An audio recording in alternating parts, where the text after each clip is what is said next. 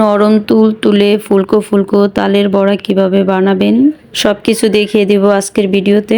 আসসালামু আলাইকুম ভিউয়ার, যারা সবসময় তালের পিঠা খান তারা জানেন যে তালের পিঠা কত সুন্দর একটা ফ্লেভার আসে আর অনেক টেস্ট হয়। তো যারা ভিডিওটা দেখতেছেন ফুল ভিডিও দেখার অনুরোধ রইল।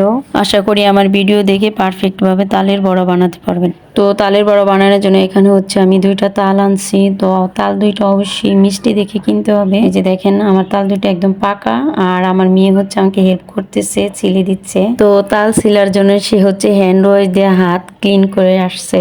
তো যাই হোক, আমি প্রথমে তাল 2টা ছিলে নিছি। আর তাল কেনার সময় অবশ্যই সুন্দর দেখে একদম পাকা দেখে তাল কিনতে হবে, যাতে তিতো না হয় জিজ্ঞেস করে নেবেন।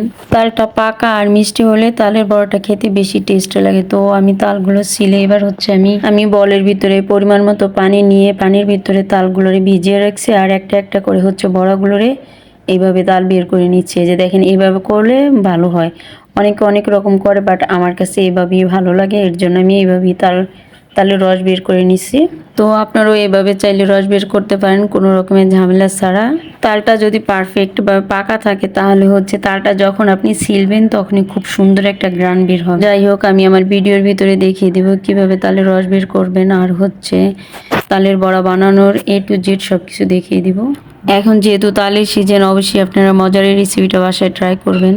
2টা তাল থেকে আমি সেমভাবে রসগুলো বের করে নিব। এবার হচ্ছে আমি রসগুলোকে ছেঁকে নিব। আমি একটা চালনি নিয়ে নিছি, আপনারা পাতলা কাপড় দিয়েও করতে পারবেন, তবে এই টাইপের জালি দিয়ে করলে তাড়াতাড়ি ছেঁকা যাবে। তো চাকনির ভিতরে কম কম করে দিয়ে তারপরে হচ্ছে আস্তে আস্তে হাত দিয়ে নেড়ে চেড়ে ছেঁকে নিতে হবে। এই যে দেখেন আমি কিভাবে করে নিচ্ছি। আপনারা যদি জালি দিয়ে করতে চান তাহলে আমার মতো এইভাবে করে করতে হবে, তাহলে তাড়াতাড়ি করা হবে। এই যে ছাঁকা হয়ে গেছে, দেখেন কি সুন্দর। আর তালের রসটা বের করার সময় একদম সীমিত পানি ইউজ করতে হবে, তাহলে রসটা এরকম ঘন আর আঠালো হবে। পানির পরিমাণ বাড়িয়ে দিলে রসটা পাতলা হয়ে যাবে, তখন হচ্ছে পিঠাটা সুন্দর মতো বানানো যাবে। তো তালের বড়া বানানোর জন্য এখানে হচ্ছে আমি একটা পাত্র নিয়ে নিলাম। এর ভিতরে আমি 2 কাপ ময়দা দিয়ে দিলাম। আমি একটা কাপ দিয়ে মেপে নিছি। 3 কাপ হচ্ছে শুকনো চালের গুঁড়ি দিয়ে দিলাম। আপনারা ভিজা চালের গুঁড়ি দিয়েও করতে পারবেন। তো আমি 1 কাপ গুঁড়া দুধ দিয়ে দিলাম। এই যে দেখেন গুঁড়া দুধগুলো দিয়ে দিচ্ছি। আর এখানে হচ্ছে আমি 2 কাপ চিনি ইউজ করব। আমি মোটা দানার চিনিটা ইউজ করলাম। তো এবার হচ্ছে আমি স্বাদ মতো লবণ দিয়ে দিব। লবণটা দিয়ে আমি সবগুলো উপকরণ খুব ভালোভাবে মিক্স করে নিব।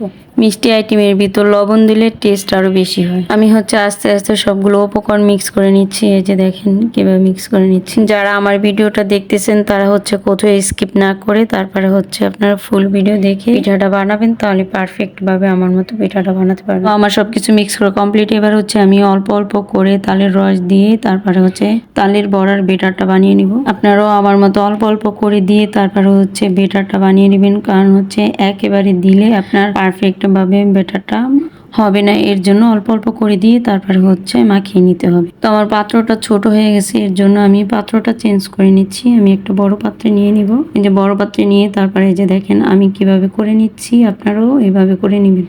তাল দিয়ে হচ্ছে আপনারা পাটিসাপটা পিঠা বানাতে পারেন, আর ফুলের পিঠা বানাতে পারেন। তালের রস দিয়ে হচ্ছে বিভিন্ন রকমের পিঠাই বানানো যায়। আর তালের বড়াটা খেতে কিন্তু ভীষণ মজা হয়। যারা কখনো খান নাই তারা অবশ্যই এই রেসিপিটা বাসায় ট্রাই করবেন।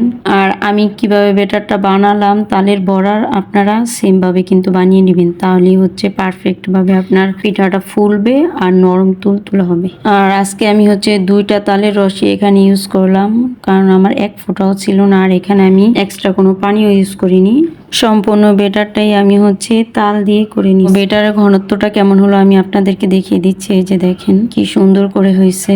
তো আমার তালের বড়ার বেটার রেডি। এবার হচ্ছে আমি ভেজে নিব। আমি একটু চুলায় একটা কড়াই বসিয়ে দিলাম। এরপর আমি হচ্ছে তেল দিয়ে দিলাম। আমি একটু বাড়িয়ে দিছি তেল, যেহেতু তেলের পিঠা বানাবো। তো তেলটা গরম হওয়ার পরে আমি হচ্ছে এইভাবে বড়গুলো হাত দিয়ে কেটে দিচ্ছি। আমি 1 সাইজের করে দিচ্ছি। আর আপনারা চাইলে একটা পলিতে করে তারপরে হচ্ছে বেটারগুলো ঢুকিয়ে পলির একটা কোণা কেটে দিতে পারেন, তাহলে সবগুলো বড় 1 সাইজের হবে আর দেখতেও খুব সুন্দর লাগবে। তো আমি বেশি দিয়ে ফেলছি, এর জন্য আমার নাড়তে চাড়তে কষ্ট হবে, আপনারা আরো কম করে দিবেন। যাই হোক, এক পাশ হয়ে গেছে। এবার হচ্ছে আমি উল্টিয়ে দিব অন্য সাইড হওয়ার জন্য।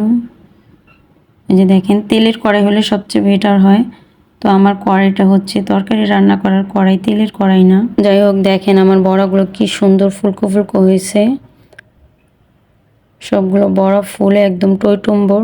তো আমার তালের বড়াগুলো খেতে যেমন টেস্ট হয়েছে তেমনি ফুলকো ফুলকো আর ভিতরে কত সফট আমি শেষে আপনাদেরকে দেখিয়ে দেবো। দেখেন কত সুন্দর একটা কালার আসছে আর খেতেও কিন্তু দারুণ টেস্ট। তো আমি হচ্ছে একদম লাল লাল করে ভেজে নিব, কারণ হচ্ছে লাল লাল করে ভাজলে পিঠাটার ভিতরে সফট থাকে আর উপরে হচ্ছে মুচমুচো থাকে আর খেতে এর জন্যই বেশি টেস্ট হয়। তো আমার তালের বড়া ভাজা কমপ্লিট হয়ে গেছে, এবার হচ্ছে আমি উঠিয়ে ফেলবো। তো সবগুলো বড়া ওঠানো হয়ে গেছে, এবার হচ্ছে আমি দেখিয়ে দিচ্ছি কত সফট আর ভিতরে কালারটা কত সুন্দর আসছে। যে দেখেন কত সফট হয়েছে আর ভিতরে কি সুন্দর একটা কালার আসছে আর সবগুলো পিঠা কি সুন্দর ফুলকো ফুলকো হয়েছে একই সাইজের। তো ভিডিও ভালো লাগলে অবশ্যই লাইক কমেন্ট করবেন আর যারা ইউটিউব থেকে দেখতেছেন চ্যানেলটি সাবস্ক্রাইব করে দিবেন। আর ভিডিও দেখার জন্য সবাইকে ধন্যবাদ।